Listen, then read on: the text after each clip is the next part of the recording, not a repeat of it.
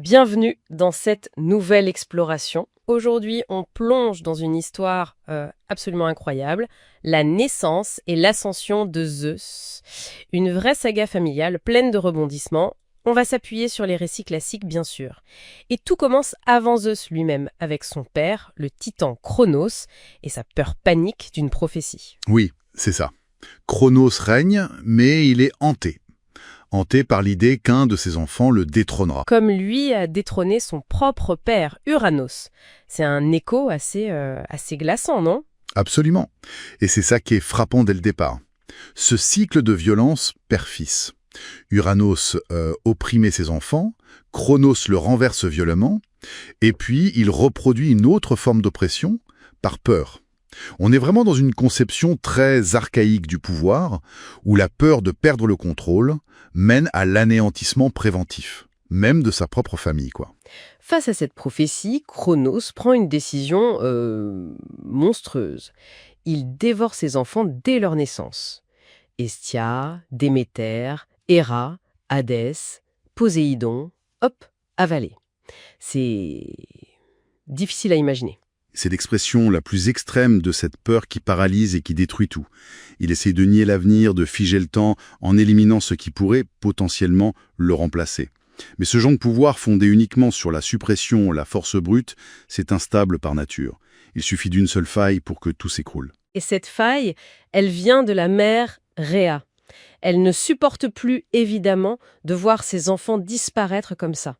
Alors, au lieu de se résigner, elle fait preuve d'une audace incroyable.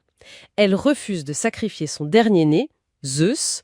Elle organise tout en secret. L'accouchement a lieu en Crète, sur le mont Ida, et à Cronos, elle donne... Une pierre. Une simple pierre, mais emmaillotée comme un bébé. Et lui, complètement aveuglé par sa terreur, il l'avale sans se poser de questions. Pendant ce temps, le vrai Zeus grandit, caché. On dit même que les corybantes, des sortes de danseurs armés, faisaient du bruit avec leurs boucliers pour couvrir ses pleurs. C'est une ruse magnifique. C'est un vrai tournant. Et on voit très bien ici comment l'intelligence, la stratégie, la détermination, des qualités souvent portées par les figures féminines dans ces mythes, Rhea ici, mais on verra Métis plus tard, comment tout ça peut déjouer la force brute, la tyrannie aveugle. C'est une constante intéressante, ça. Oui, la force seule ne suffit pas, surtout face à l'intelligence et à la volonté de protéger la vie. Alors, Zeus grandit. Et une fois adulte, il ne fonce pas tête baissée contre son père. Non, il prépare son coup. Il s'allie à Métis, la déesse de la prudence, de l'intelligence rusée. Exactement. Et cette alliance avec Métis est très symbolique. Elle incarne cette planification, cette prévoyance. Ça montre que le renversement de Cronos, ce n'est pas juste une vengeance impulsive. Il faut une stratégie réfléchie. Zeus n'est pas juste en train de répéter la violence brute de son père contre son grand-père. Il y ajoute une dimension tactique. Et c'est Métis qui lui donne la fameuse potion. La potion vomitive Votige. Zeus, souvent déguisé en échanson, l'a fait boire à Cronos, et là, l'effet est immédiat. Cronos recrache d'abord la pierre, le symbole de la supercherie, et ensuite, incroyable, ses frères et sœurs, Hestia, Déméter, Héra, Hadès, Poséidon. Qui ont grandi dans son ventre, en quelque sorte. Ils sortent adultes, prêts au combat. C'est la naissance de l'alliance olympienne. Tout à fait.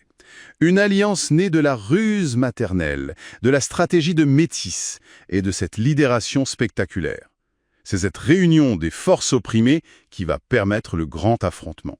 Et quel affrontement! La titanomachie, une guerre cosmique qui va durer 10 ans. Les jeunes dieux olympiens contre les anciens titans. L'équilibre des forces va basculer quand Zeus, sur les conseils de sa grand-mère Gaïa, la Terre elle-même, va libérer d'autres prisonniers de Cronos. Oui, les Cyclopes et les Hécatonchires, qui étaient enfermés au Tartare.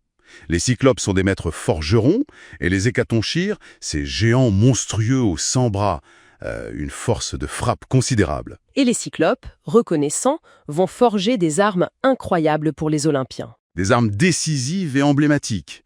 Le foudre pour Zeus, bien sûr, symbole de sa puissance souveraine sur le ciel, le trident pour Poséidon, qui commande aux mers et au séisme, et la cunée pour Hadès. Le casque d'invisibilité, c'est ça, hein? Exactement, qui lui permet de se mouvoir sans être vu et qui symbolise son règne sur le monde souterrain invisible.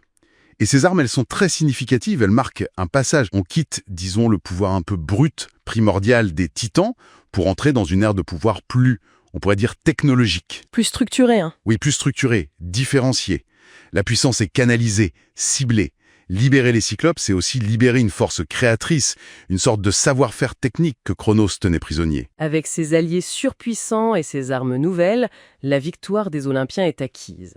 Les Titans sont vaincus, précipités dans les profondeurs du Tartare. Fin d'un monde, début d'un autre. Mais comment on organise ce nouveau monde fondé? C'est là qu'intervient ce fameux partage.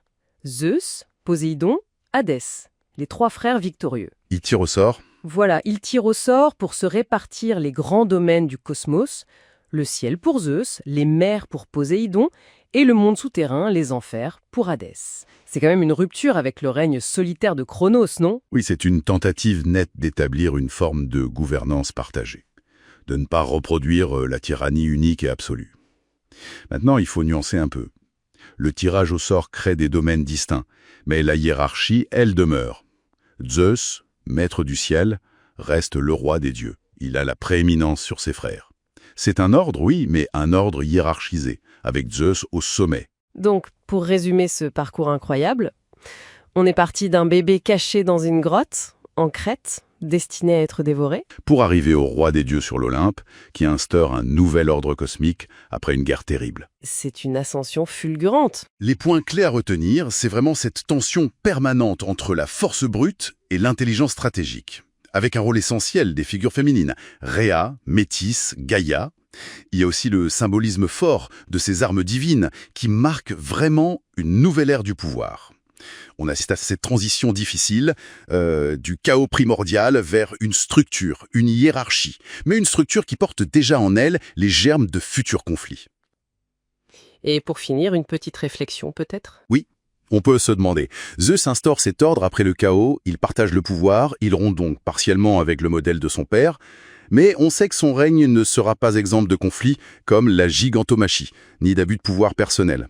Alors, ce nouvel ordre olympien, est-ce une vraie rupture avec la tyrannie précédente, ou est-ce simplement une forme de contrôle différent, plus structuré, peut-être plus légitime en apparence, mais qui reste au fond une forme de domination? Une question qui reste ouverte. J'espère que ce contenu t'a plu. Si c'est le cas, pense à t'abonner, à laisser un like ou un commentaire, et surtout, rends-toi sur neocastia.com pour découvrir les sources et encore plus de contenu exclusif.